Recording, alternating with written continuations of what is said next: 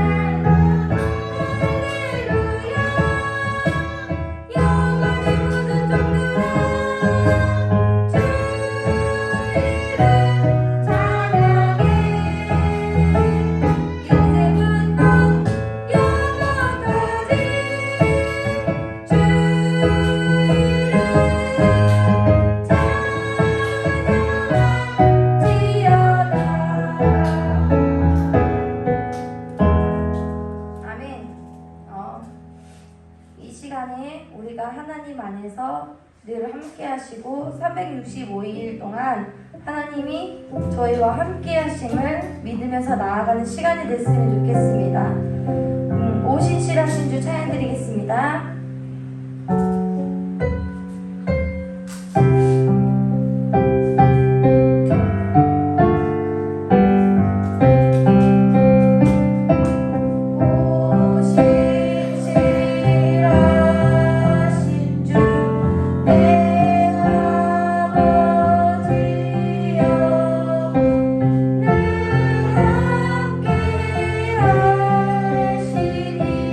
두려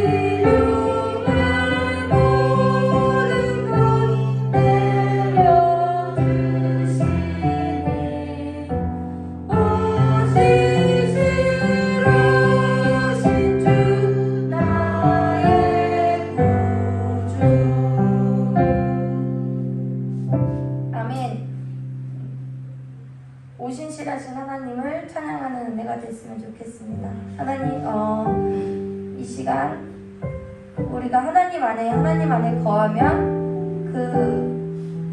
사람이 설명할 수 없는 그 평안을 누리게 됩니다. 우리가 정말로 하나님 안에서 그 평안을 누리는 시간이 됐으면 좋겠습니다. 그 평안 안에서 하나님의 사랑을 더 느끼고 하나님의 그 은혜로운 생활을 우리가 힘들지라도 어려울지라도 두려울지라도 하나님 안에 평안이 있으면 모든 걸 감당하는 은혜가 있기를 바랍니다. 네, 주만 바라볼지어다 찬양 드리겠습니다.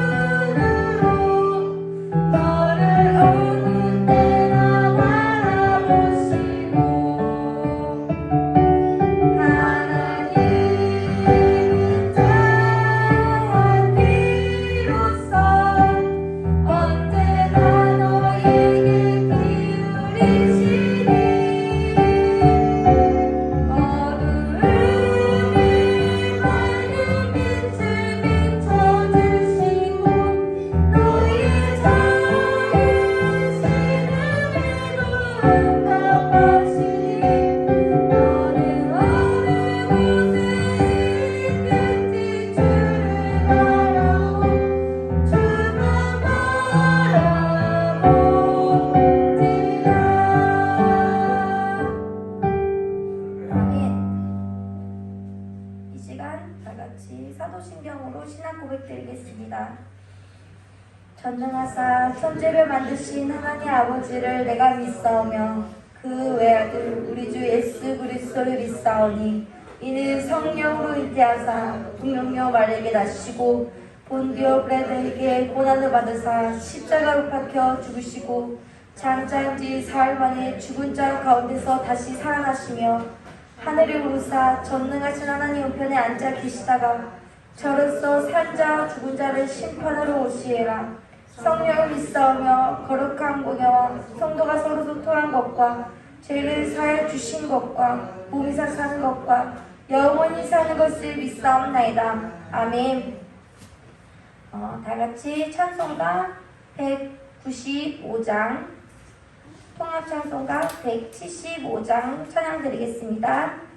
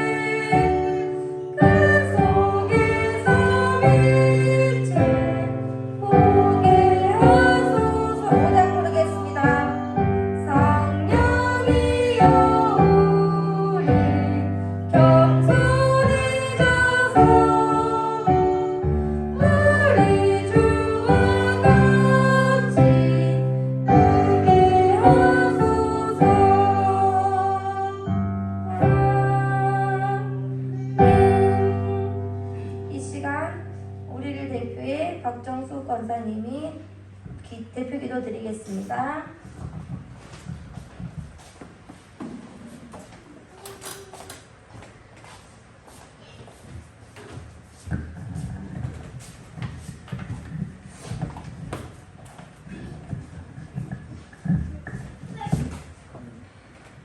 사랑의 하나님 아버지, 항상 지켜주시고 예배자리로 불러 모아주시니 감사드립니다.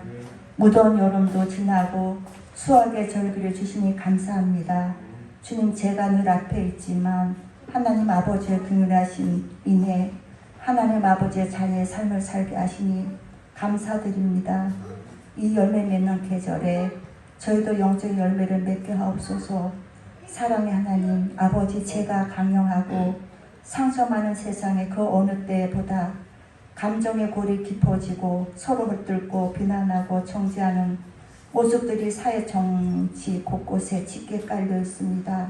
정부도 기업도 가정도 서로 용납하게 하시고 저희들만큼이라도 서로 사랑하며 섬기는 복된 주의 자녀들이 되도록 늘 말씀을 읽고 주님과 가까이 하며 순종하게 하옵소서. 지구촌 선교지에도 주님의 사랑을 드러내며 서로 용납하며 주님의 사랑으로 복을 전하게 하옵소서. 저희 교회도 점점 희망을 잃어가고 있는 이 시대에 소망을 심어줄 수 있기를 원합니다. 소망이 하나님께 있음을 나타낼 수 있는 교회 되게 하옵소서. 주님, 귀한 목사님 원치 않은 질병 이기게 하시고 치료하신 하나님 아버지께서 부르시고 세우신 곳에서 하나님의 사명 잘 감당하시도록 마음과 생각을 굳세게 붙드시고 영육이 강건함으로 붙들어 주옵소서. 오늘도 말씀을 전하신 귀한 목사님 성령의 충만함으로 부어주셔서 전하시는 하나님 말씀이 생명이 되어 듣고 마음에 새겨지고 믿음의 선한 싸움 끝까지 승리하도록 믿음을 저희 모두에게 이 예배 후에 부어주시기를 간절히 간구하고 남나이다. 결혼을 앞둔 자녀들과 청년들이 하나님께서 세우시는 결혼이 복이 임하게 하옵소서. 사랑의 하나님 아버지, 저희도 이미 가정을 이룬 가정에 하나님께서 이미 세우신 결혼의 복을 누리고 있는 가정도 있지만 이 복이 임하지 않은 가정도 하나님께서 긍휼을 베푸사 하나님께서 다시 세우실 여의 복이 임하도록 자비를 베풀어 주옵소서. 새로운 한 주간도 주님과 동행하는 한 주간이 되도록 지켜주옵소서. 저를 생명으로 길로 인도하시는 예수님의 이름으로 기도드립니다. 아멘.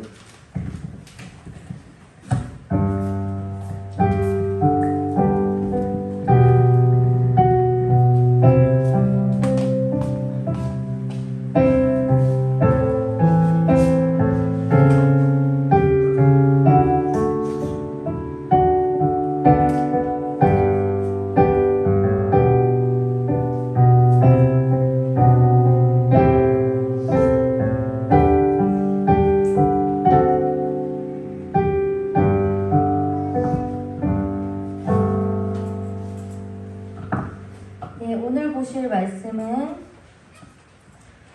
요한복음 14장 16절에서 17절 말씀입니다.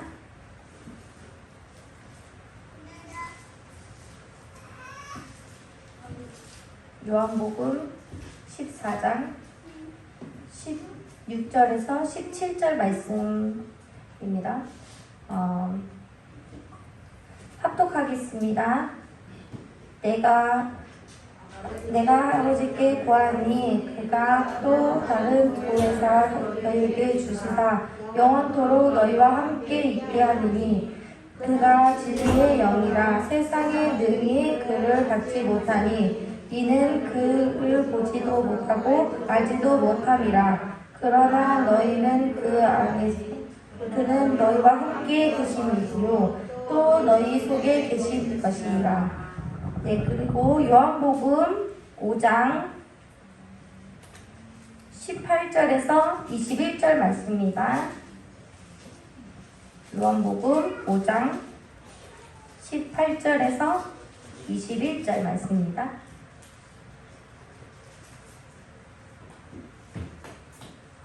네, 다 찾으셨습니까? 네, 다 찾았으면 합독하겠습니다. 술 마시지 말라. 에베소서. 에베소서입니다. 에베소서. 다들 잘못됐네요.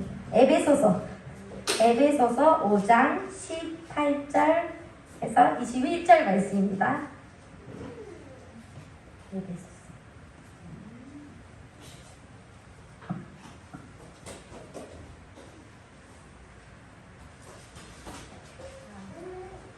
네, 다 찾으셨습니까? 다 찾으셨으면 합독하겠습니다. 네, 술 마시지 말라. 이는 강탈한 것이니 오직 성령으로 충만함을 받으라. 시와 찬송과 성령과 노래로 서로 화답하여 너희의 마음을 주께 노래하며 찬송하며 평사에 너희 예수 그리스도를 그리스도를 경외하며 필치 복종하라. 아멘. 목사님 나오셔서 말씀 전해드리겠습니다.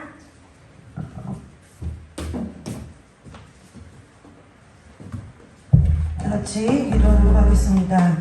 존귀하신 하나님 아버지, 예배 가운데 함께하여 주시니 감사합니다. 하나님 아버지, 예배 가운데 저희를 불러주셨사오니 아버지께서 이 시간 저희들에게 하실 말씀이 우리 귀에 들려지게 하시고 우리 마음이 또 하나님의 말씀을 받아 그 말씀대로 살 수 있는 믿음을 구하는 아버지와 성령이 함께하는 심령들 될 수 있도록 주님 도와주시기를 간절히 원하오며 거룩하고 존귀하신 예수 그리스도의 이름으로 감사하며 기도드리옵나이다. 아멘. 오늘 결혼 두 번째 시간이죠. 지난주 잠시만요. 네, 결혼 두 번째 시간이고 우리가 지난주 창세기를 보면서 우리 각자 예배하신 우리 식구들도 있고 함께 나와 예배한 식구들도 있는데 자 복습하려면 길어질 것 같아요. 2장 내용을 창세기 2장 내용을 기억하시나요? 네, 대충 기억하고 계시죠? 그래서 결혼의 가장 핵심은 해야 되냐 말아야 되느냐 그리고 내가 행복하기 위해 노력을 해야 되느냐 안 해야 되느냐 이 문제가 아니라 우리가 믿는 사람으로서 결혼에 대해서 가져야 할 첫 번째 원칙은 무엇이냐면 이것은 하나님이 제정하신 거다라는 거였어요.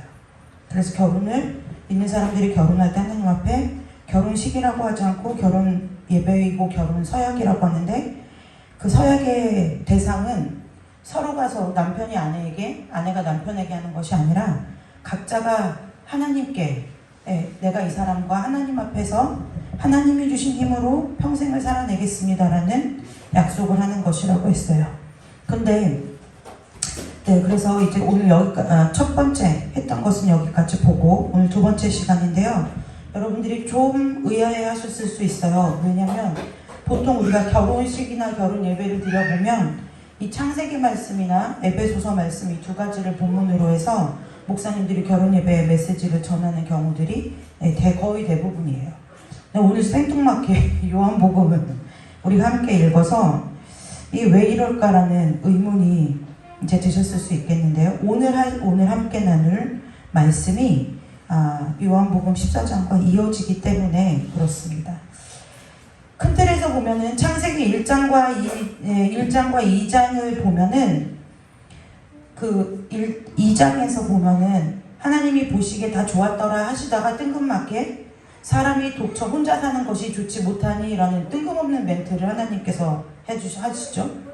그래서 왜 그랬을까? 여러분들이 우리 성경을 읽을 때 한 번쯤 생각해 보셔야 돼요. 다 좋다고 하시더니 사람을 지으시고도 다 좋다고 하시더니 왜 하나님께서 갑자기 사람이 혼자 사는 것이 좋지 못하다고 하셨을까라는 것이 좀 걸리죠.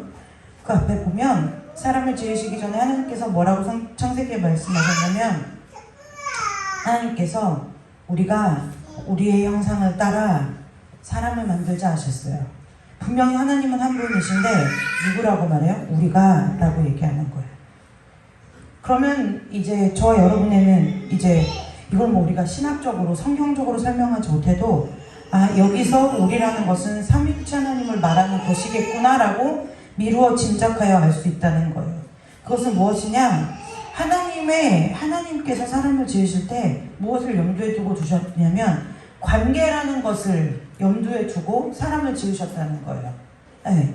그러니까 관계라는 것이 하나님 홀로가 하시는 분이 아니죠. 삼위일체 하나님이시죠. 그 하나님이 하나님처럼 지으자고 하셨다는 거예요. 근데 분명히 아담은 지금 혼자예요. 그래서 어쨌든 하나님께서 이 사람의 관계, 그래서 우리가 이웃을 내 몸과 같이 사랑하라는 이 큰 대명제도 내가 믿는 사람이니까 사랑해야지 이것이 아니라 원래 하나님께서 저와 여러분을 지으실 때에 관계 속에 사람을 집어넣으셔서 하나님께서 우리를 지으셨다는 거예요. 그래서 관계의 회복이 하나님 앞에 우리가 믿음을 지켜내는 것에 있어서 상당히 중요한 신앙의 한 축이라고 여러분들이 생각하시면 돼요. 근데 오늘은 그러면 도대체 왜 요한복음을 읽었느냐라고 말씀을 이제 드릴 건데요. 우리 요한복음에 보면은 성령님의 사역에 대해서 나오죠. 네, 성령님의 사역에 대해서 나와요. 근데 성령에 대해서 신약 성경을 통틀어서 우리가 성령에 대해서 알아보려면 제일 먼저 펼쳐야 하는 성경이 어디냐면 요한복음이에요. 요한복음에서 예수님의 마지막 십자가 사건을 앞에 두고 예수님이 제일 마지막 메시지로 우리에게 약속으로 주신 것이 성령님에 관한 거예요. 그런데 한국교회가 성령에 대해서 상당 부분 오해를 하고 있는 것이, 그 오해가 참 마치 진리인 것처럼 기반에, 신앙의 기반에 깔려 있어요. 그래서 우리가 성령 충만이다 그러면 은사적으로 치우쳐서 뭘 본다, 듣는다, 환상을 본다 이렇게 얘기를 하기도 하고요.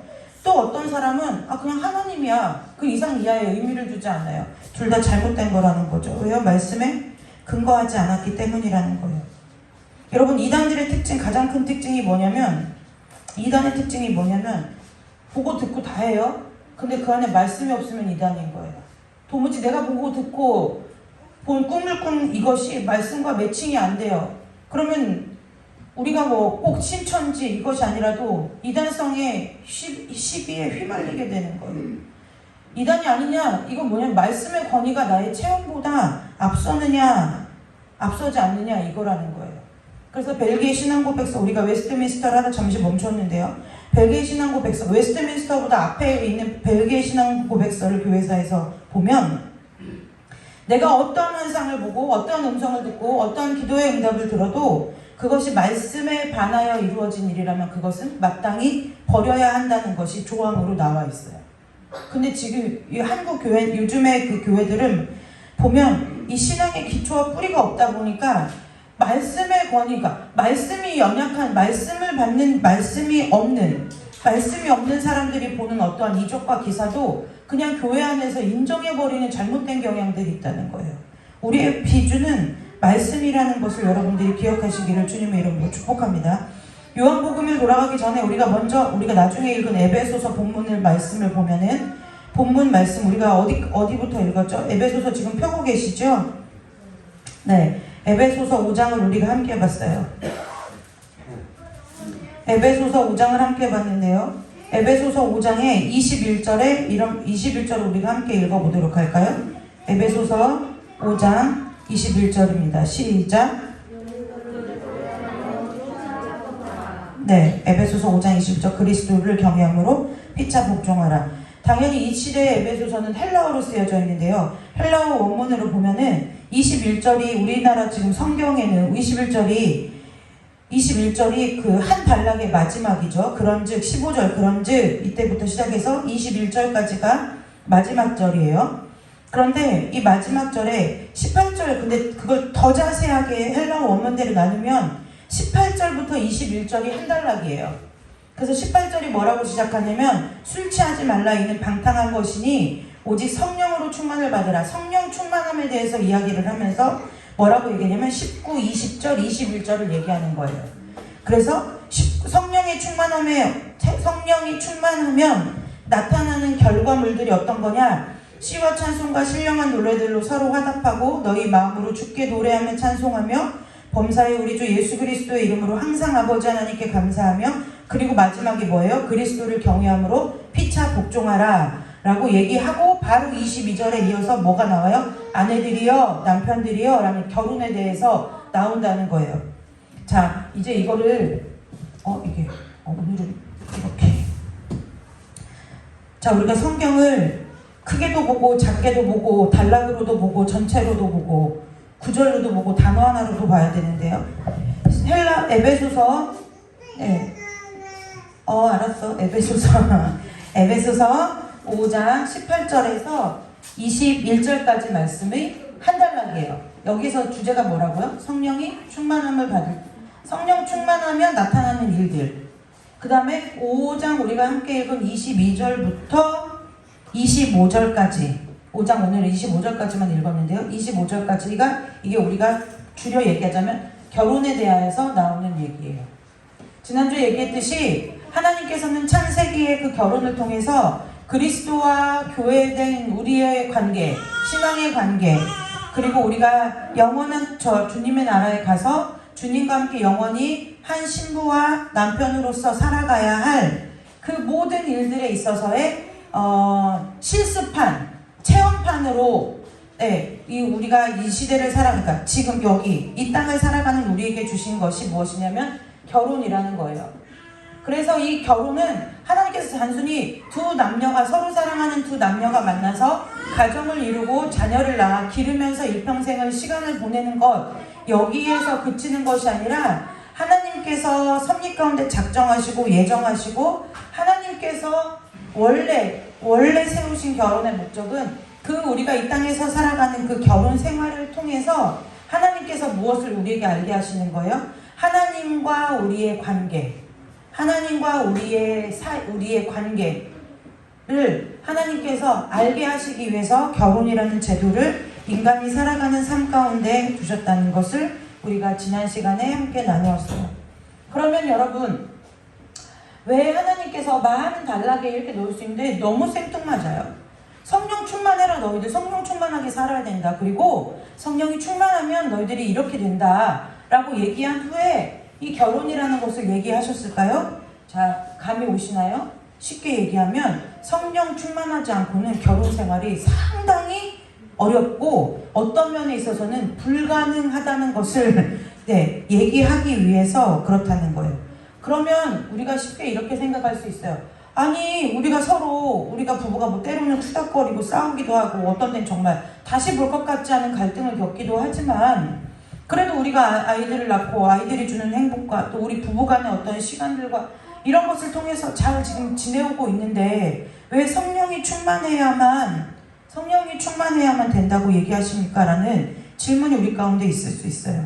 그런데 우리가 늘 첫 번째로 기억해야 될 것은 뭐예요? 우리의 결혼의 목적이 단순히 이 땅에서 우리가 자녀 낳고 우리가 행복하게 사는 것, 거기서 끝나지 않는 것이기 때문에 성령의 충만함이 필요한 거예요. 그렇다고 하면 당연히 우리의 결혼이라는 것은 누가 정하셨다고요? 하나님이요. 그러면 그래서 우리가 서약도 하나님께 한다고 했잖아요. 그리고 그 부부간의 관계 가운데 하나님이 계셔줘야 된다고 했잖아요. 그런데 우리가 만약에 결혼을 제정하신 분이 누구예요? 이 하나님이에요. 그러니까 우리를 지으신 분이 하나님이어서 우리가 우리의 모든 문제와 우리의 모든 아픔과 우리의 모든 것을 하나님 앞에 토해내고 살듯이 결혼을 제정하신 분이 하나님이시기 때문에 그분이 우리에게 깨닫게 하시거나 알려주시지 않고는 우리가 결혼 생활이 뭔지 알 수도 없을 뿐더러 그냥 답습해서 결혼 생활을 할 수밖에 없다는 거예요. 이때 답습이라는 것은 뭐냐면 우리가 주변에서 결혼 생활하는 수많은 분들을 보잖아요.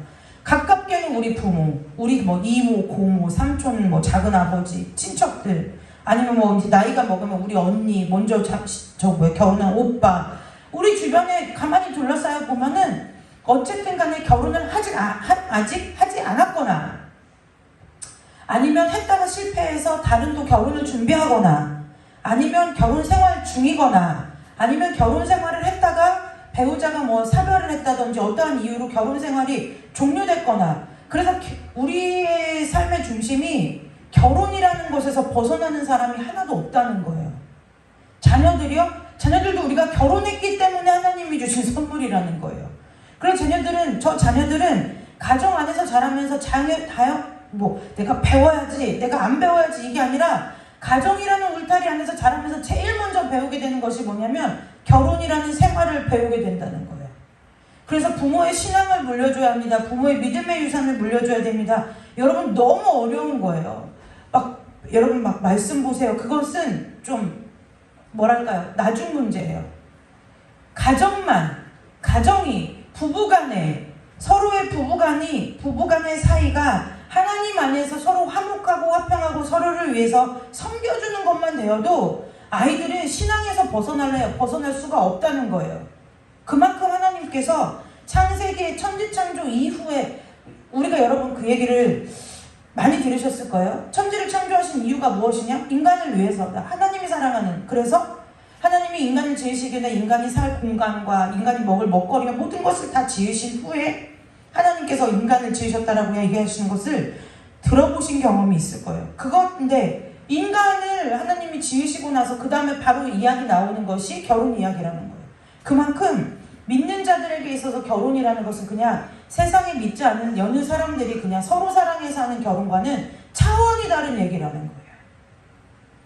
그래서 오늘 본문에 5장 18절에서 21절에 성령의 충만함을 얘기한 후에 무엇을 얘기해요? 결혼이라는 것을 얘기해요. 그런데 처음에 나오는 이야기가 뭐냐면 아내들이여 자기 남편에게 복종하기를 주께 하듯 하라. 여러분 찔림받지 않으시기를 주님의 이름, 아내들이요 찔림받지 않으시기를 주님의 이름으로 축복합니다. 왜요? 오늘 이야기가 아니라 이 말씀의 본문이 그 단어에 꽂혀있는 단어가 아니기 때문에 그렇다는 거예요. 자, 그러면 여기에서 보는 거예요. 왜 성령 충만 때문에? 사실은 아까 요한복음 14장의 말씀을 우리가 함께 본 거예요.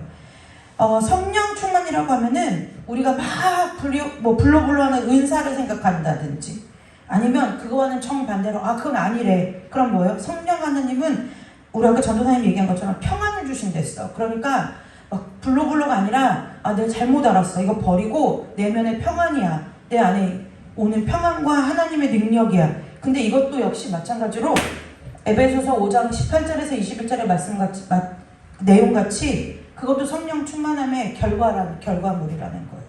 네. 성령이 충만해지면 내면이 평안해질 수 있어요. 성령이 충만해지면 오순절 다락방 사건처럼 매번 아니지만 하나님께서 때에 따라 필요에 따라서 하나님의 필요에 따라서 우리에게 특별한 체험들을 하게 하실 수 있지만 그것이 일상은 아니라는 거예요. 그러면 우리가 성령에 대해서 알아야죠.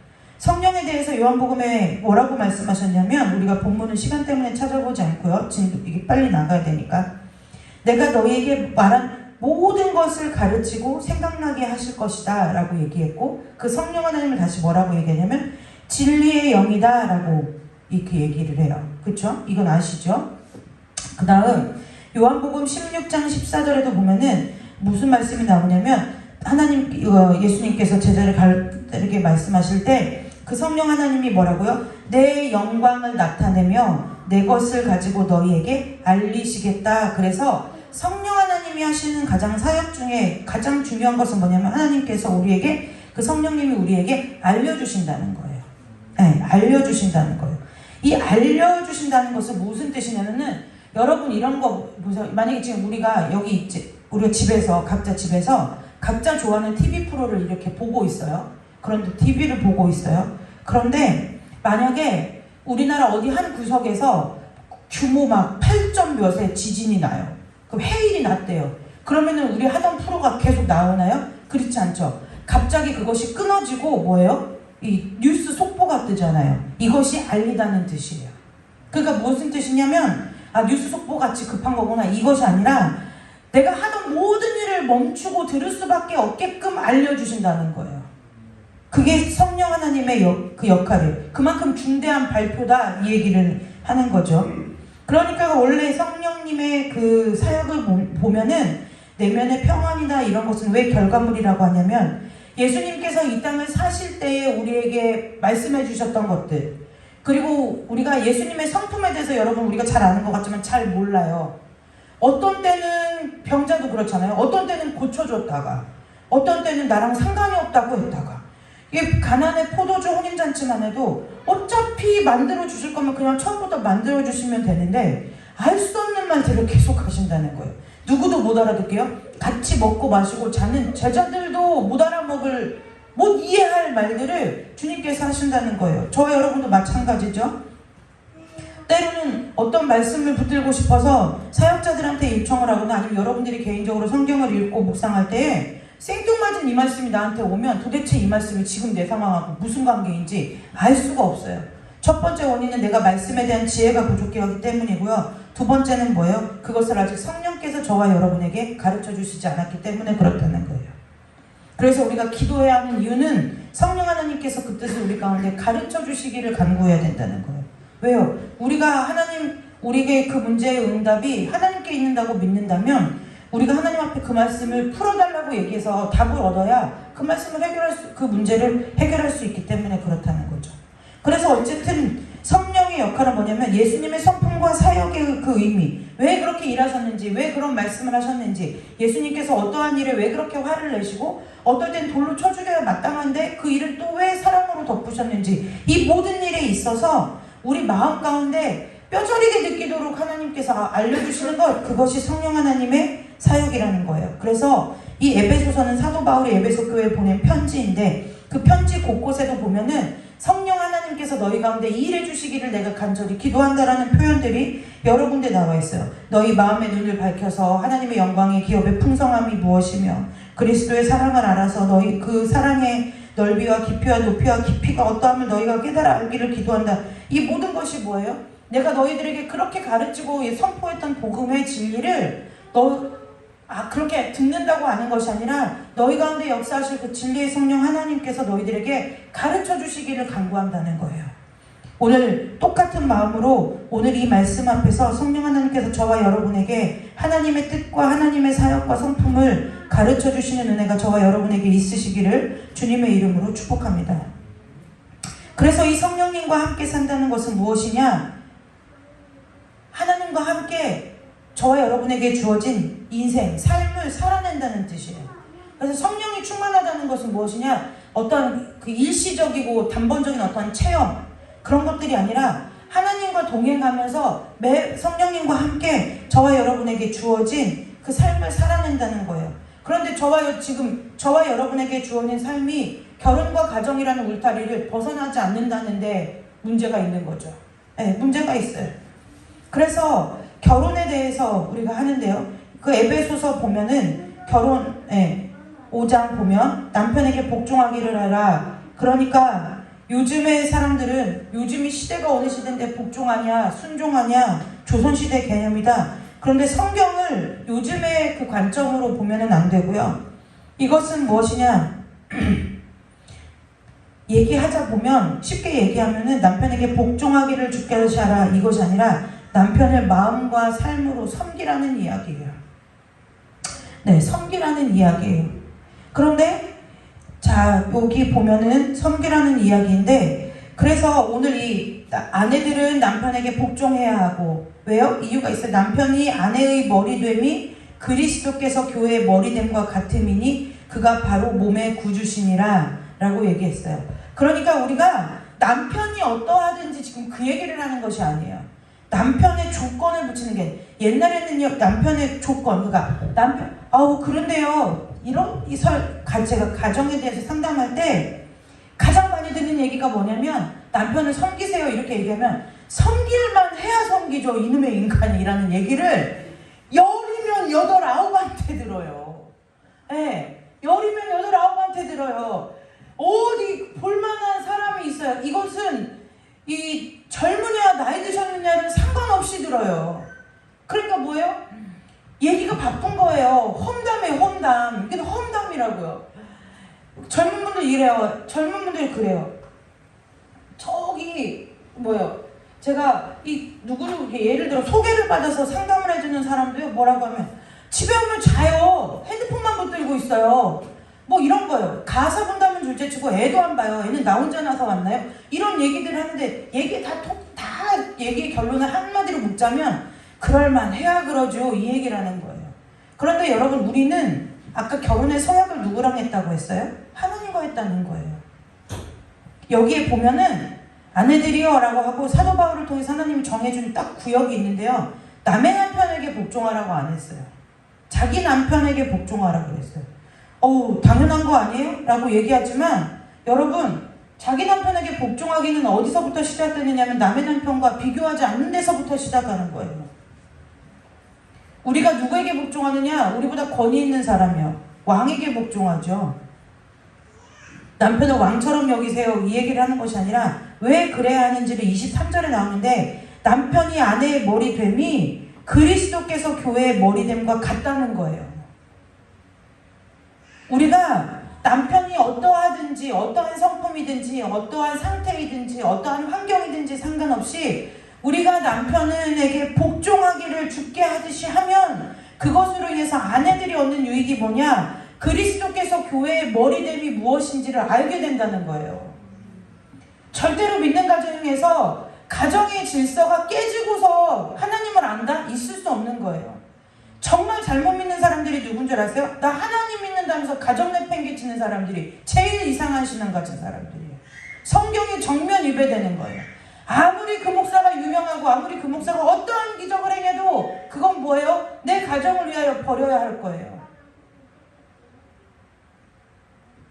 우리가 자기 남편에게 복종하기를 해야 하는 것이 무엇이냐? 자기 남편이 우리의 하나님이신가요? 아니잖아요. 아니에요. 그 남편에게 완벽을 바래서는 안 된다고요. 그러니까 앉아서 저희 아빠부터 그러니까 잘해봐 이런 마음 가지시면 안 돼요. 왜냐면 뒤가 또 있어요. 뒤가 있어요. 그래서 안 돼요. 그런데 아내들을 그 부인들 아내들을 통해서 우리가 아내의 자리에서 우리가 하나님과의 관계에 있어서 배울 수 있는 가장 좋은 자리가 하나님께서 우리를 아내의 자리에 두신 거라는 거예요. 그런데 여러분 그 아내의 자리에 두신 기간이 짧을 거 길 것 같죠? 짧아요. 왜 짧은 줄 아세요? 왜 짧은 줄 아세요? 언제 끝날지 모르기 때문에 짧은 거예요. 그것이 오늘이 될지 내일이 될지 모르는 거예요. 제가 한 2년 전쯤에 지금은 연락이 끊어졌어요. 그런데 젊은 부부가 하나 있었어요. 근데 둘 다 보육원에서 나와서 가정을 꾸렸어요. 근데 이제 아이가 셋인 거예요. 그래 먹고 살 일이 막막하잖아요. 그래서 남편이 지금은 그게 아닌데 중국집 배달을 하다가 사고가 났는데 이제 못 깨어나고 아이 셋을 고만고만한 아이들 6, 4살, 2살 이 아이들을 놓고 그냥 하루아침에 갔는데 이게 혼자 배달 가다 그런 거라 뭐 보험 그렇게 형편이 어려운 집이 뭐 사망보험을 들었겠어요? 뭐 했겠어요? 그러니까 보험도 없죠? 혼자 가서 그렇게 사고를 당해서 어쨌든 그 집이 이제 엄마가 25인가 그렇고 아빠가 28인데 그때 그냥 그 가정이 남편이 죽으니까요. 끝나버렸어요. 근데 정말 장례치를 돈도 없어서 이렇게 같은 모임을 하는 엄마들끼리 막 동사무소에 도움을 요청하고 막 이래가지고 어찌 이제 기초수급 대상자로 이렇게 했는데 여기서 그 기초수급 대상을 받아도 이 대전에서는 살 수가 없는 거예요. 그리고 어디 멀리 이제 먼 친척이 있는 그 시골로 아이들을 데리고 가서 이제 살려고 간 엄마가 있어요. 여러분 너무 극단적인 얘기기는 하지만 그런 일이 오늘 저와 여러분의 삶 가운데 일어나지 않으리라는 보장이 없다는 거예요. 하나님께서 우리의 자리를 저와 여러분에게 아내의 자리를 허락하시고 그 아내의 자리에서 남편에게 복종하면서 남편을 섬기면서 그리스도께서 교회의 머리됨과 같음을 우리가 몸소 삶 가운데 알게 하기가 깨달아지는 것이 아니라 내 몸으로 체득되기가 그럴 일이 쉽게 있느냐는 거예요. 그래 복종하라는 거예요. 여러분 남편이 그래서 제가 항상 그렇게 얘기해요. 남편을 보고 복종하지 말고 하나님을 위해 하나님 때문에 섬겨라 복종해라 이렇게 얘기하는 거예요. 성경의 창세기부터 계시록까지 어디를 통틀어 봐도 하나님께서 자기 자신을 나타내시고 내가 이러한 일을 했고 내가 이러한 성품이고 다 얘기하시지만 이렇게 딱 한 구절로 너희들이 아내여야 하는 이유 그 다음에 그리스도께서 교회의 머리됨을 어떻게 배울 수 있다고 말씀해 주신 구절은 성경을 통틀어 여기 한 구절밖에 없어요.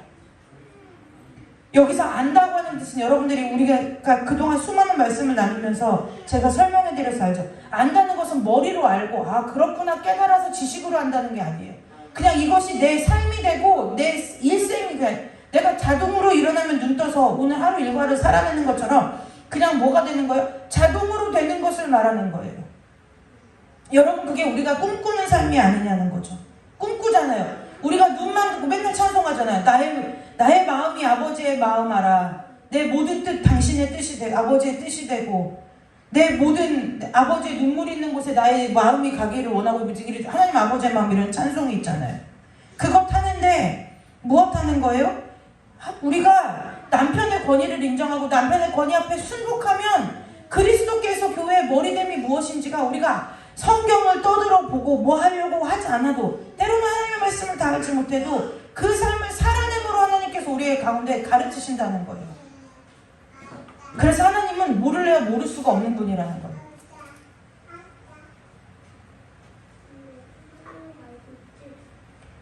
그 유익함이 우리에게 있기 때문에 뭐라고요? 24절에요. 교회가 그리스도에게 하듯 아내들도 범사에 자기 남편에게 복종할지니라 이 얘기하는 거예요.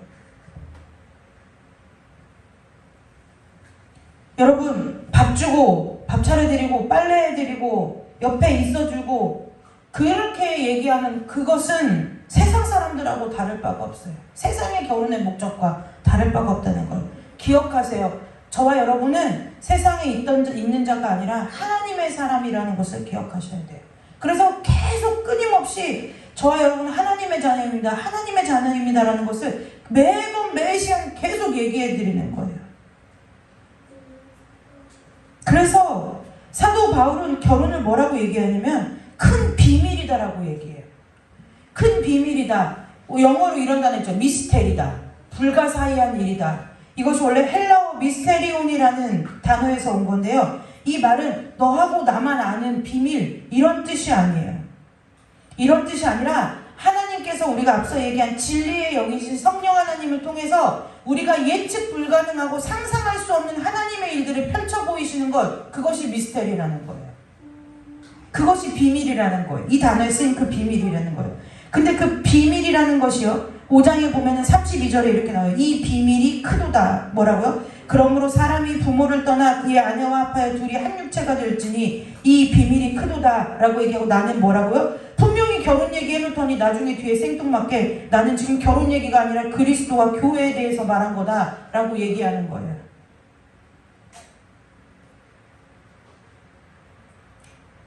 성령님의 사역을 묘사한 이 히브리어 헬라어 단어를 가지고 지금 무엇을 얘기하는 거예요? 결혼에 대해서 우리에게 얘기하면서 이것이 뭐라는 거예요? 우리의 결혼 생활이, 저와 여러분의 결혼 생활이, 우리 청년들이 앞으로 해나가야 할 결혼 생활이 그리스도와 교회에 대한 것이다라고 얘기하는 거예요.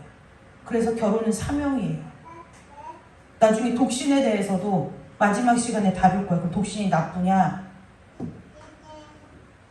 골드미스다. 나빠요. 혼자 사는 것이, 그러니까 독신하는 것, 독처하는 것이 나쁜 것이 아니라 어떠한 성경적인 것과 상관없이 내 인생의 일생의 안락과 편의를 위한 독신은 하나님께서 허락하신 것이 아니에요. 나중에 이제 할 거예요. 25절 볼까요? 남편들아 아내 사랑하기를 그리스도께서 교회를 사랑하시고 그 교회를 위하여 자신을 주신 같이 하라. 이제 남편들에 대해서 나오죠.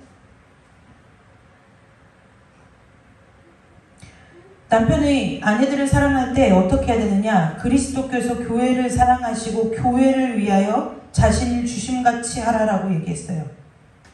그리스도께서 교회를 얼마나 사랑하시냐면 그 교회를 위해서 기꺼이 자기를 주신 것 같이, 자기 예수님께서 십자가에 달려 돌아가신 것 같이 죽기까지 사랑하라는 거예요. 네. 저와 여러분에게 있어서 이 가정이, 이러한 가정으로 우리의 가정이 세워지는 은혜가 있으시기를 주님의 이름으로 축복합니다. 그리스도께서 교회를 사랑하시고 교회를 위해 자신을 주셨다는 것은 단순히 십자가에 못 박혀서 죽은 것으로 끝난 것이 아니에요. 다 그것이 아니죠. 오늘 이 시간까지 하나님께서 성령 하나님을 보내셔서 교회를 지키시고 보호하시며 시시때때로 하나님께서 은혜를 주시고 알게 하시는 것들이 있다는 거예요. 그래서 남편들에게 있어서 하나님께서 뭘 하라고요? 그리스도께서 교회를 사랑한 것 같이 이 사랑이 중요하다는 거예요. 왜요? 남편들에게 교회를 사랑하듯이 그리스도께서 사랑하라는 것은 무엇이냐면 내 방식대로, 내 뜻대로, 내 감정대로 사랑하라는 이야기가 아니에요. 아내가 하나님께서 지으신 귀한 형상임을 깨달아 알고 사랑하라는 얘기예요. 함께 하나님 안에서 그 아내, 하나님께서 주신 아내의 귀함을 알고 함께 하나님의 교회를 세워나갈 지체로서 인정하고 가정의 교회를 세워나가라는 것이 오늘 25절의 말씀이라는 거예요. 이 일이 성령이 충만하지 않고는 안 된다는 거예요. 5장 21절 말씀하고 지금 시간이 다 돼서 마칠 건데요. 5장 21절에 그리스도를 경외함으로 피차 복종하라라고 얘기하고 나서 결혼을 얘기했다고 했어요.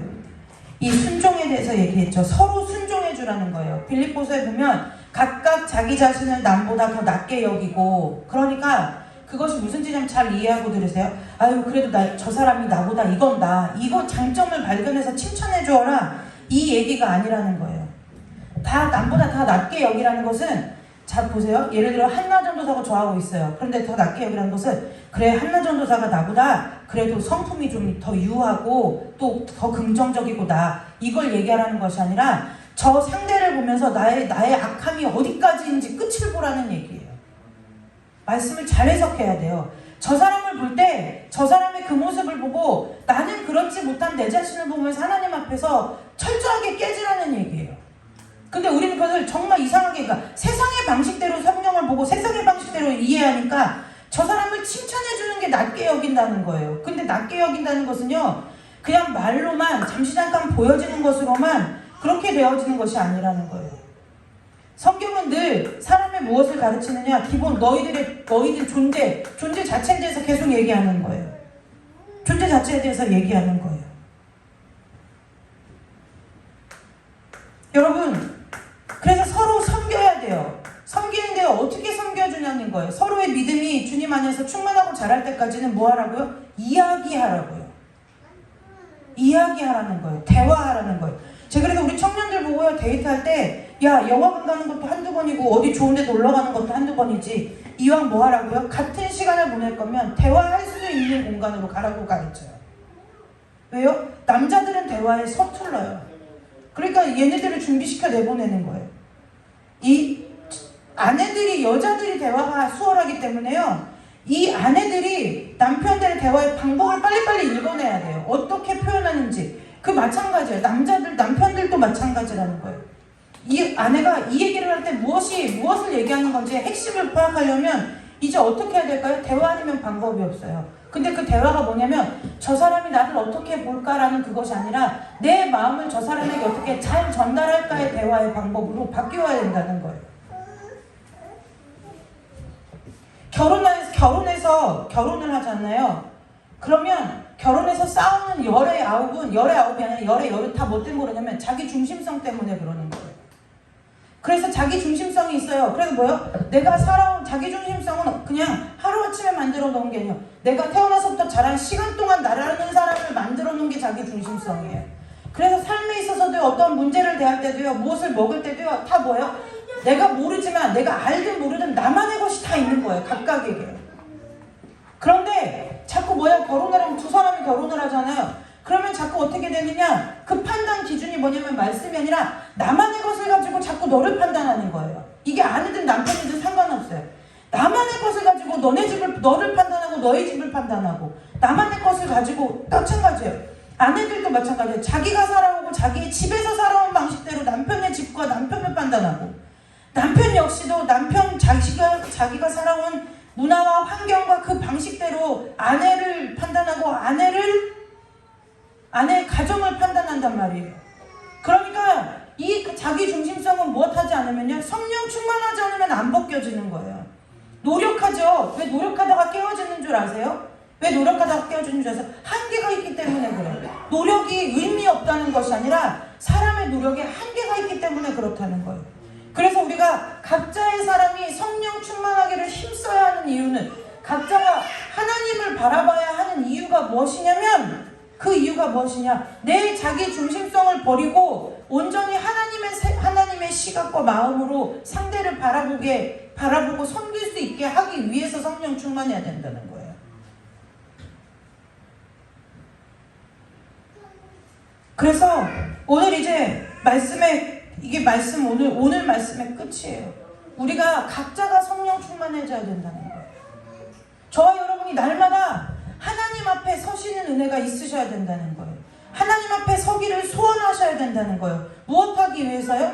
결혼은 하나님 앞에 약속이에요. 그 약속이 뭐라고요? 나는 저 사람에게 어떠한 상황과 환경 가운데도 옆에 돕는 배필로 함께 하겠습니다라고 하나님 앞에 서약한 거예요. 근데 중요한 건 뭐냐면 그냥 배필이 아니라 하나님께서 우리를 무엇이라고 지으셨다고요? 돕는 배필로 지으셨다는 거예요. 그래서 우리는 서로에게, 요즘 사람들 정말 희한하죠? 서로에게 유익함이 없으면 그냥 우린 여기까지인가 봐 하고 헤어진다는 거예요. 세상 사람들이 하는 일이에요. 이혼에 대해서도 다음 시간에 다룰 거예요. 언제 이혼해야 하는지 다룰 거예요. 성경은 이혼을 뭐라고 말하고 있는지도 얘기할 거예요. 못 산다고, 내 성격이 안 맞는다고 이혼한다고요? 천만의 말씀이에요. 믿는 사람은 결혼식장에 들어가는 순간에 하나님께서 성경에 언급하신 이혼 사유 외에는 절대로 이혼해서는 안 되는 거예요. 하나님과의 약속이 파기되는 거예요. 그 사람하고 약속이 깨지는 것 전에 하나님과의 약속이 파기되는 거예요. 모든 건 아내, 뭐 나 자신, 내 자녀 다 처치하고 결혼생활 잘하고 싶으세요? 결혼생활이 완전하기를 원하세요? 온전하기를 원하세요? 그러면 첫 번째 점검해야 될 것은 뭐냐면 나의 중심이 아직도 나인가 하나님인가, 그것이 분별되어야 돼요. 첫 번째는 그거예요. 내가 온전히 내 삶의 주인이 하나님이심을 인정하고 하나님의 뜻대로 살려고 하는 사람인가 아닌가, 그것이 분별돼야 돼요. 두 번째는 뭐예요? 오늘 함께 나눈 것처럼 뭐예요? 남편에게 복종하기 위해서, 또 남편 된 자로서 아내를 끝까지 사랑해주기 위해서 무엇하는 거예요? 성령 충만하기를 힘써야 된다는 거예요. 여러분, 성령 충만하면은요, 성령 충만해서 행복해진다 이런 얘기를 하려는 것이 아니라, 우리가 성령이 충만해져야 하는 목적은 무엇이냐면 하나님의 뜻을 이루기 위함이라는 것을 기억하셔야 돼요.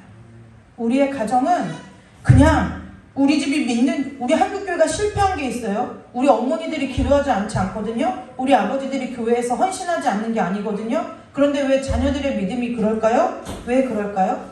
성령의 충만함이 무엇인지를 잘못 깨달았기 때문에 그래요. 잘못 깨달았기 때문에 그래요. 목표가 방향이 잘못된 열심과, 그나마 한 가지 다행이고 은혜인 것은 그래도 우리가 잘못된 열심을 내고 잘못된 그 다른 박질을 한 것이 누구 안에서 한 거냐면 그 하나님 안에서 한 것이 한 가지 은혜인 거예요. 그래서 하나님은 악도 선으로 바꾸실 수 있는 능력 있는 하나님이셔서, 하나님께서 때로는 그 부모님들의 신앙 때문에 신앙의 유업을 이어받는 것을 떠나서 신앙의 깊은 상처를 받고 교회를 떠나는 자녀들도 있지만, 언젠가는 하나님께서 그 자리에 돌아오게 하실 능력이 하나님에게 있으시기 때문에 그렇다는 거예요. 여러분, 저는 저와 여러분의 가정이 주님 안에서 주님이 이루시고 싶어하는 주님의 소원을 이루어드리는 가정이 되기를 원해요. 그거는 교회에다가 막 내가 돈을 많이 벌어서 많이 헌금하고, 그 다음에 내 자녀들이 어려서부터 막 하나님의 말씀을 막 줄줄줄줄 외워가지고 하는 습관처럼, 그것이 아니고, 그런 것이 아니라 정말 가정 안에서 하나님께서 가정에만 허락하신 참 평안과 행복을 누리고 하나님의 말씀 안에서 길리워지는 아이들이 있는 가정들 되시기를 주님의 이름으로 축복합니다. 한 주간 성령 충만함을 힘입기를 힘쓰세요. 그리고 그 성령 충만한 에너지를 여러분들이 교회 일하는 데 쏟지 마시고, 기도하고 말씀 보는 일 거기에 쏟지 마시고, 이번 한 주간만큼 여러분들에게 과제 내드리는 거예요. 이번 한 주간만큼 여러분들이 묵상하세요. 내가 도대체 무엇 때문에 말씀 읽는 거야? 내가 도대체 무엇 때문에 기도하는 거야? 목적, 어떤 때는 성도들도요, 기도하고 말씀 읽는 것이 어떨 때는 목적도 없이 그냥 할 때가 있어요. 채워주신 은혜를 가지고 이번 한 주간은 서로가 서로를 섬기고 오시는 한 주간이 되시기를 주님의 이름으로 축복합니다. 섬겨주세요. 분명히 얘기했죠. 어떠한 조건을 붙인 것이 아니에요. 교회도 마찬가지죠. 교회도 정말 누가 봐도 정말 좋은 교회가 있는가 하면 세상에 교회가 세상보다 못하네, 이런 교회도 지금 우리가 알든 모르든 도처에 많이 있을 거예요. 그런데 뭐라고요? 예수님께서 그 교회를 사랑하시기를 끝까지 사랑하셨다는 거예요. 그래서 오늘 저와 여러분 이 말씀 앞에서 한 주간 성령 충만하기를 힘쓰셔서 그 성령 충만함을 가지고 아버지 앞에서 서로가 서로를 섬겨주시는 은혜가 있으시기를 주님의 이름으로 축복합니다. 기도하겠습니다.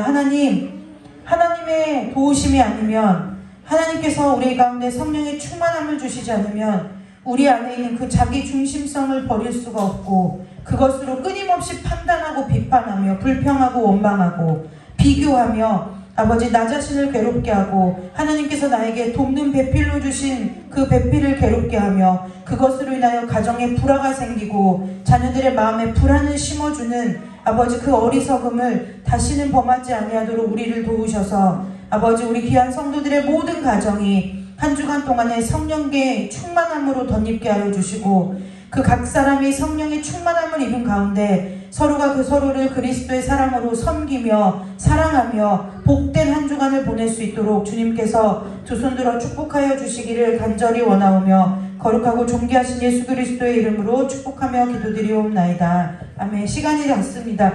드려진 헌금 위에서 기도하고 축도로 주일 예배 마치도록 하겠습니다. 하나님 아버지, 이 시간에 우리 귀한 성도들 하나님의 전에 나올 때 하나님의 것을 거룩하게 구별하여 드리고 주일 예물을 드립니다. 또한 하나님 아버지, 이 시간에 주의 말씀을 받고 나가서 또 한 주간 동안 치열하게 살아온 삶의 열매를 가지고 주 앞에 드립니다. 이 모든 것들이 하나님 안에서 아버지 영광이 되게 하시고 하나님이 기뻐 받으시는 예물이 되도록 주께서 이 예물을 하나도 남김없이 다 흠양하여 주시기를 간절히 원하오며 거룩하고 존귀하신 예수 그리스도의 이름으로 감사하며 기도드리옵나이다. 아멘. 광고 말씀 하나 하고요. 축도로 예배 마칠 건데요. 이미 사모님, 이미 선교사님이 몽골 선교를 마치고 9월 30일 금요일에 금요일 4시 15분에 이제 인천공항에 도착을 하십니다. 비행기표가 그것밖에 구해지질 않아서 지금 오시는데요. 오면 아마 바로 병원으로 가셔야 될 거예요.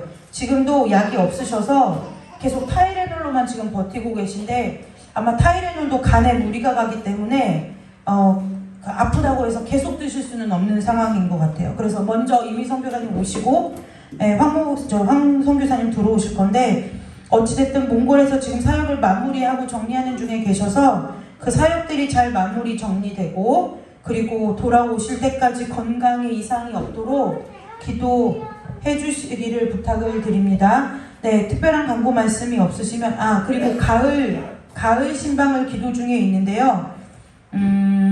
가을이라는 기간을 두지 않고 말씀이 오는 대로 말씀을 드리고 가을 신방을 하도록 하겠습니다. 네, 다 같이 이 시간에 축도로 주일 예배 마치도록 하겠습니다.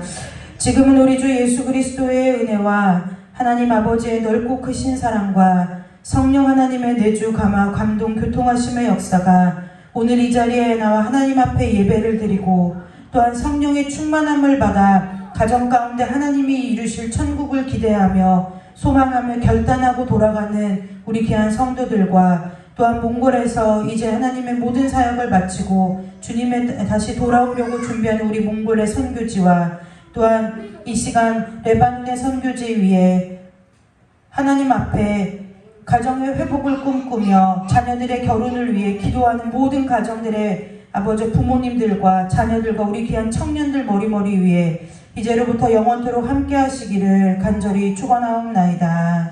아멘. 주일 예배 마치도록 하겠습니다.